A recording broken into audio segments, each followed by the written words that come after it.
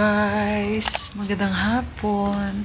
So, hapon na tayo nag-intro, hapon na tayo nag-vlog dahil today kami ay aalis. Punta tayo sa Divisoria. At today ang weather namin is okay lang. Ayan, hindi naman ganun ka maaraw, hindi rin ganun ka gloomy, pero half-half. So, pupunta tayo dahil yun na nga, bibili kami nung pangregalo. Hindi naman ganun kamahalan, guys. Simple lang na pangregalo sa bagong buhari ng pamilya.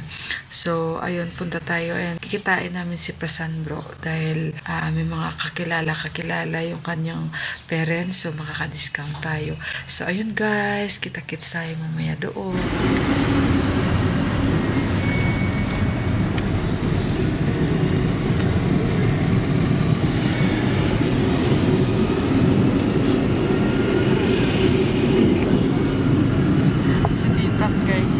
Dito na kami sa taxi. Grabing traffic. Nakalimutan ko yung mask ko. Bit-bit ko na siya. Nung kinuha ko na yung aking sapatos, na ilagay ko siya sa hagdan, di ko na nakuha. So yun. Yuan. Sinama namin si Susan guys. Kasi may ginagawa sila hindi pak sa bahay. Si Prasan, kitain namin.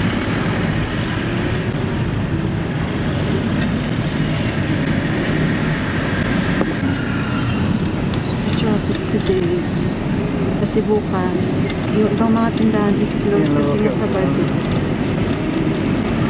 Guys, grabe yung traffic kanina pa kami dito. Bukas pala New Year na nila. Nepali New Year na bukas.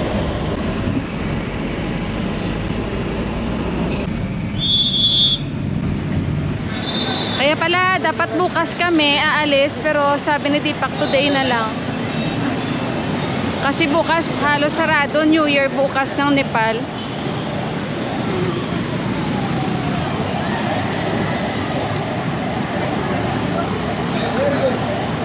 Kaya tayo sa taas. Daan muna kami dito kay Dastrat Dive. Pasok tayo dito. Ayaw lang. Ay, isa. Luar bisa. Ano pala nagkaya? So, yeah. दाइले हिजो पार्टी खाएर आज डिसिएनमा तैँले फोटो दिन छोडिसक्यो राजा भन्दा पनि ठुलो भइसक्यो Si Prasan Bhai dito na. We are waiting for him. How are you, Prasan Bhai? यस्तो बिजी दिनमा पुरै जाम ए रश्मिता त्यहाँ त्यो 4TV को ले 4TV को दे कसलाई त्यो भने कि ले भने त्यो दिएर 4TV दे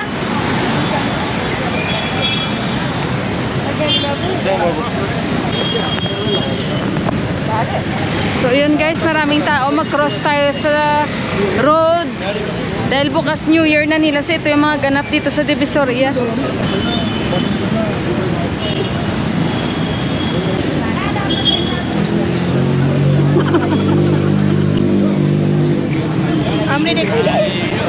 Hello guys.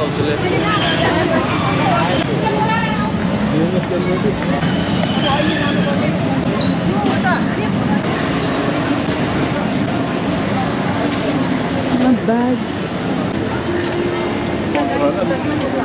para maka-discount tayo.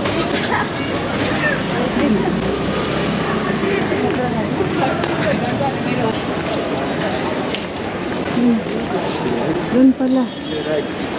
Yeah, Prasan. Yan, dito tayo sa shop. आन्टीले उता पठाइदिन्छु भने गौरीलाई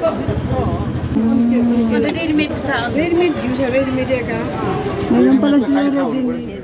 So ayan guys yung napili namin, pakita ko sa inyo mamaya. So dito tayo dinala ni Prasan, no? At least maka-discount tayo. Dito tayo sa shop nila, maliit lang to na tindahan. Ayan. Yung binili namin hindi siya ready-made. At least siya na yung magdadala sa tailor. Ayun siya, maganda naman siya. Ayan. Mamaya pakita ko sa inyo guys. May mga ready-made sila. Sabi na di pa gusto mo rin bumili. Kasi nga para sa doon suotin ko. New Year gift niya sa akin. So titingnan natin guys. Bibilhan ako ni Deepak. Pero hindi ko type kasi yun. Iba yung type ko. Cotton ba? Cotton. Mga ganito. Maganda siya. Yan. Pipicturean ni Johan, nakaluhod na yung bata. Pipicturean niya si Susan Bay. Tinuturuan nila.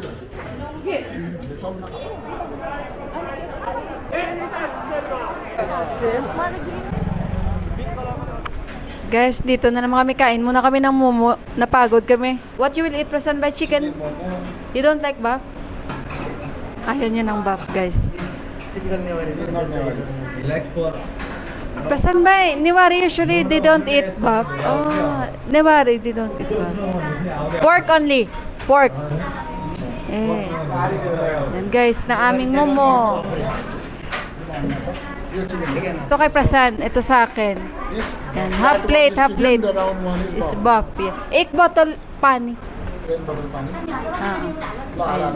So ayan guys, kain muna kami guys sa spicy this one? No. No spicy. Ay, you don't like spicy, ah? No. Yan guys, so yung gravy chicken yan kay Prasan Bay. Bap, momo. So guys, ayan, tapos na kaming kumain.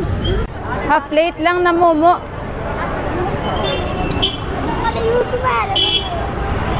Daming nagsha-shopping, isa na kami.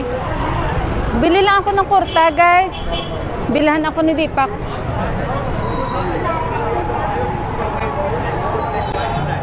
Ayan, sa likod.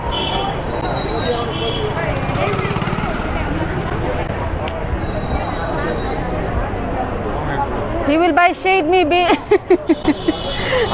Shade. Si Deepak. Suki ng shade dito. Pasok tayo. Bili si Deepak. Regular customer. Regular customer. Yan, pasok tayo dito guys. So ayan, mura lang kasi ito. Tip? Be? Yeah, this one the size is okay.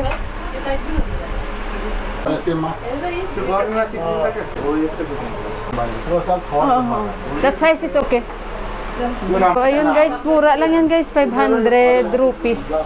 Bossy Yuhan, may ilalagay sa akin no, para ako itong Diyos ko guys, tingnan nyo, nilagyan ako ng anak ko, tingnan natin. Ay Diyos ko Lord, ang butlig ko natago. No, I don't like, remove. It suits daw sa, Prasan ba it suits to me? Remove tawa sila eh. Si Yuhan, kadami ng shades yun ang nakita. Ayan na guys, so how much you buy? 1,000 rupees. Before only 500. Ayun guys, sandali dito na tayo. Kita nyo, grabe ang tao ngayon kasi syempre New Year nila bukas. Namimili sila ng mga bago nilang mga damit. Parang sa atin din, bibili sila ng mga bago nilang mga damit. Dito ang problema dito, kaliit na ng daan, ang sikip-sikip. Tapos may mga motor. Oh, di ba? Oh. So Happy New Year. Alam ko saan na kami bibili. No, not this. The one before, we'll check. Ko yun. Grabe, sandali muna guys. Si Yuhan kasama naman niya sila ni Prasan ah. Guys! Tingnan niyo naman ang crowd. Too much crowd.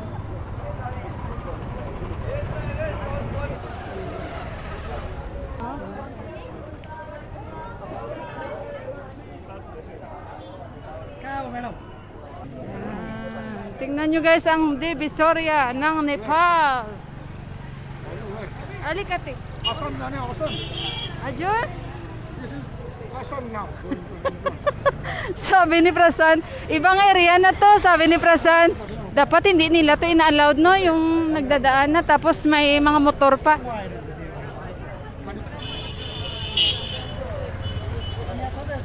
Guys, nandito na kami nagbayad pa si Deepak. Guys, andyan si Prasan, oh, nagre-ready. Prasan is getting ready only. Yeah. But she's taller than you. He's very young. So, ayun guys, may regalo ako kay Deepak. He's paying. Nagbayad pa si Deepak, guys. So, antay-antay lang tayo. Maganda itong nakuha ko, hindi siya mainit. Kasi pang summer talaga at cotton yung hanap ko. So, ayun, at hindi naman siya ganun kamahal. Dagdag sa koleksyon. So, ayun guys. At babalik na rin kami. Happy New Year! Happy Nepali New Year sa inyong lahat. So today is Nepali New Year and 2081 na po dito sa mga hindi nakakaalam. So ganun po ka-advance ang kanilang kalendaryo dito dahil may sarili po silang kalendaryo. So actually guys, kahapon hindi ko na nakapagbabay sa ating vlog dahil napagod ako guys. Grabe yung aming lakadan sa Divisoria. Siguro napagod ako kaya maaga din ako nakatulog.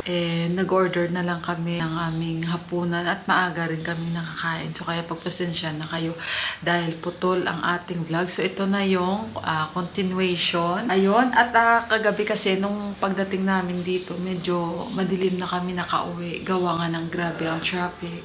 Kasi nga New Year nila. And yung iba naman kahapon, talagang kahapon sila nag-celebrate ng New Year nila. Actually, yung New Year nila dito iba Hindi sila kagaya sa atin na talagang nagse-celebrate sila, na talagang bonggahan sila.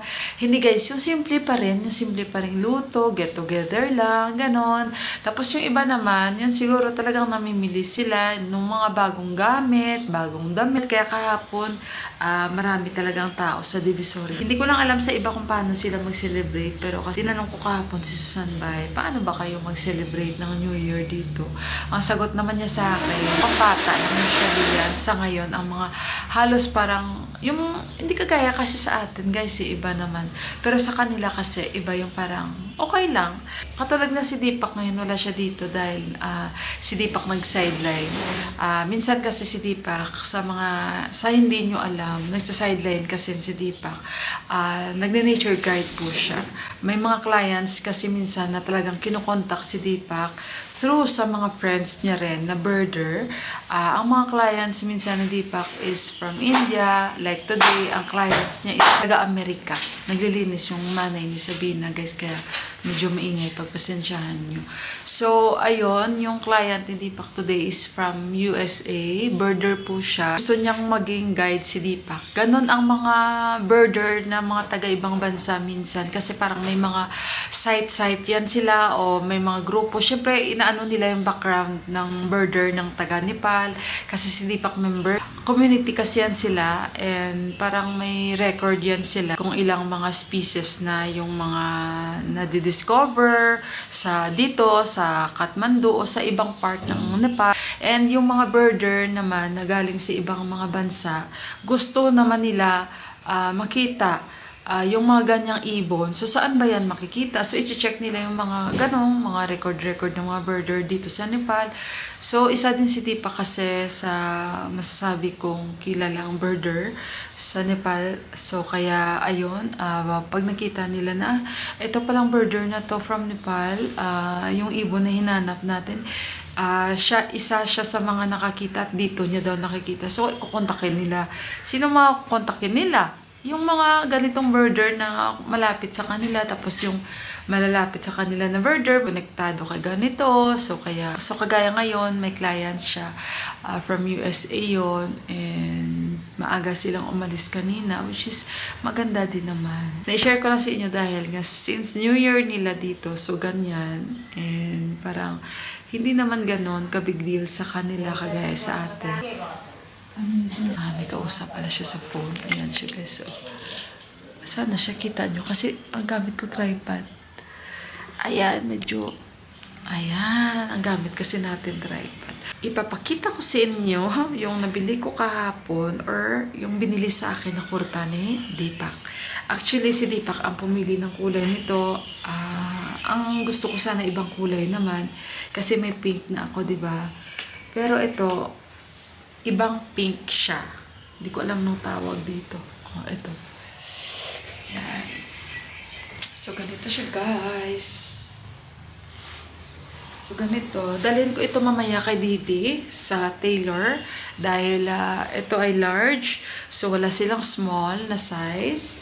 So, ganito ang kanyang hitsura.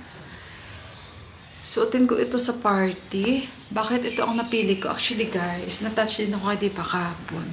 May gown na pinakita sa akin. Pero hindi ko type. Pero si Deepak sabi niya, why don't you try? Sabi niya sa akin. Sabi ko, no, I don't wear like that. Sabi kong ganun. Kasi unang-una, ayoko yung mga design na pinakita sa akin. Hindi na ako nakapag-vlog guys. Kasi ang dami talagang. Basta guys, ang dami sigawan. Parang ang hirap. Parang ang bilis at ang daming bumibili talaga. So kaya, inaya ko si Deepak sa kung saan talaga kami bumibili ng kurta at sari. So, bumili kami doon. Ito yung napili niya. Instead na, sana sabi ko yung green. So, hindi niya type. So, sabi niya, ito na lang. Ito yung parang shawl niya, guys. Yan. Parang pantulog siya, no? Parang hindi bright yung aking camera. Parang pantulog siya, guys, ano? Ayan.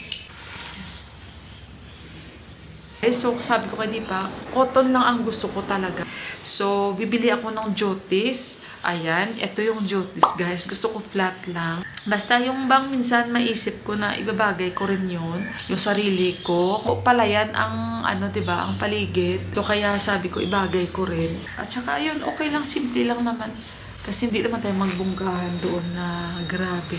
At saka yung gift namin na kurta, ito. Simple lang din yung gift namin na kurta. Ang binili namin, hindi siya ready-made. So, siya na ang bahala. Magdala sa tailor. Wala na nga yung picture nito. Ang ganito lang siya. So, ito na rin yung sets niya. From my side lang. At saka kung gusto niya, anong klaseng size niya. Hindi namin sa ulado kasi yung size niya since first time pa lang natin siya mamimit. So, bahala na siya. At siya na ang bahala magdala sa tailor. May ganun dito. Yung guys, papakita ko lang pala sa inyo. For example, ito guys, binili namin ready-made na siya, diba? May ganito yan na kurta dito. Ready-made na siya. So, may small, medium, and large. So, wala po siyang small. So, kaya large na lang kinuha ko. Ako na lang magpapaliit nito. Kasi ito yung nagustuhan ko. And mayroon din dito na kurta na mabibili nyo na kagaya nito sa panregalo namin. Na kasi hindi namin alam kung anong size niya, medium ba siya, small ba siya, large ba siya. So, mayroon yan dito na binibenta na tela siya, pero automatic na yung taga-tahi ang bahala. Ganon. Tela na siya. Ayan. So, bali ito yung parang sa dibdib nyo. Parang ganyan. Ganyan. Yung parang buong tela, ito yung pants. Hindi naman mga mamahalin to guys. So, ganyan lang. Simpleng panregalo lang. Hindi ko na alam tuloy paano tupiin to. Ito yung parang mga siguro sa sleeve niya at sa baba. Mga ganito sa knees ba? Tsaka dito mga sleeve. Ganyan yung mga kurta dito. Eh, pwede kang pagpipilian. Ayan yung shawl niya ganito. Sa shawl niya guys. Diba? Yung isasabit niya dito. Ganyan. So, ayun lang ang balita ko sa inyo. It's New Year ngayon sa Nepal. Enrollment pa naman nila ni Johan. At yun din ang aming pinaghahandaan ni Deepak dahil alam niyo naman pag may estudyante, hindi biro, and lalong-lalo na grade 7 na si Johan, mahal din. Enrollment ni Johan sobrang mahal this time. At pero okay kasi na yan ni Deepak. Kumbaga si Deepak marunong talaga yan sa pera, na na namin yan, na kumbaga napaghandaan na namin yan. This week, magpapa-enroll si Johan. Pagbalik, medyo malilate lang siya. Gawa nga na may okasyon kami sa village. Basta Happy New Year guys! Happy 2081 to all our Nepali friends and families. Ayan, may God bless us all. At saka, wala naman kaming ganap for today. And nasabi rin ni Mandira at Indira. And bukas uwi na si Mandira sa village. And ayun, lang sila, mag-visit lang sila dito. And si Indira kasi sabi niya, na-miss ko na pumunta dyan. It's been ilang weeks na rin na hindi ako naka-visit dyan at Mila. So ayun, since New Year mamaya, titignan na lang natin. Pero wala naman akong balak lutuin or At saka kasi wala naman si Deepak dito. At saka wala lang, ganun lang. At ayun, mas busy kami ngayon dahil naghahanda rin ako ng mga dadalhin sa village, Kasi hindi ko alam talaga kung kailan kami babiyahe. Basta this week na daw, within this week na daw kami babiyahe. And ayun, mamaya malaman natin pag nandito yung magkapatid. Kasi nga, ilang beses na akong nagtatanong kailan. Si Deepak hindi din sure anong date. Guys, uuwi kami for mga 15, ganun. Tingnan na lang natin anong petsa na ngayon, diba? Baka bigla na lang sabihin nila sa akin, Mila, we have to go now. Ay, hala. Kasi nga, diba, hindi rin alam ni Deepak. So, mamaya daw tawagan niya yung pinsan niya nag-book ng masasakyan namin. So, sila pa naman minsan na talagang talon ka dyan pag walang tubig. Kaya ako, sinusure ko talaga lagi. Kaya naghahanda ako in advance ba. So, hinahanda ko lang yung mga gamit namin. So, ayan, nakaluhod na ako dito, guys. Kaya, ayan, pagpasensyahan niyo. So, mamaya ulit, guys, balikan ko kayo.